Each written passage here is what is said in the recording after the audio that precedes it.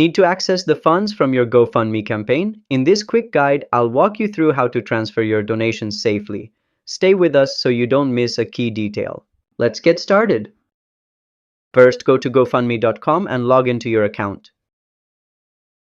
Next, in your dashboard, look to the left and click on Transfer.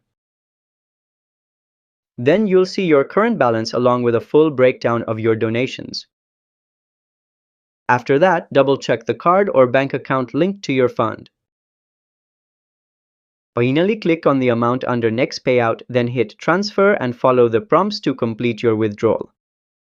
Bonus tip: if your bank info ever changes, update it right away inside your GoFundMe settings to avoid delays in receiving your funds. And just like that, you've withdrawn your GoFundMe donations. Make sure to review all the details before confirming. If this helped, give it a like and subscribe to How to Tutor for more simple and clear walkthroughs. See you next time!